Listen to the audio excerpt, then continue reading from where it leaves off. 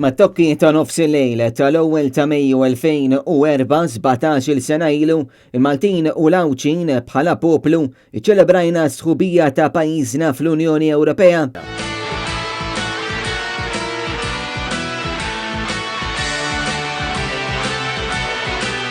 Dakinhar Malta flimkien ma' 9 pajjiżi oħra issieħbet f'din l-Unjoni wara mixja twila u negozjati jibsa. Pajjiżna kellu wkoll jaffaċċja referendum is-sielet sena qabel b'kampanja qalila mill-Partit Laburista li kien kontra li Malta tieħu posta mal-bqija tal-pajjiżi Ewropej.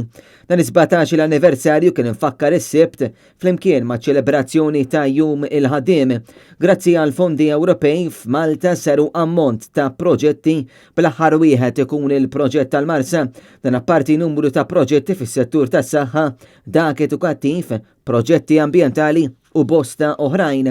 F'messaġġ fuq il-medja soċjali brabta ma' dan l-anniversarju, il-kap tal-Partit Nazzjonalista Bernard Grex qal li issa imiss li flimkien nużaw dejjem aħjar l-għodda li ksibna 17-il sena ilu meta sirna membri tal-Unjoni Ewropea. Bla qalu l-esperjenza li jakkwistaw il-Maltin fl-istituzzjonijiet Ewropej għandna naraw li nġibu aktar ġid lejn pajjiżna fl-Ewropa wkoll flimkien bħala Maltin kburin niktbu paġna ġdida għal pajjiżna stqar Bernard Grex fil-messaġġ illi għadda.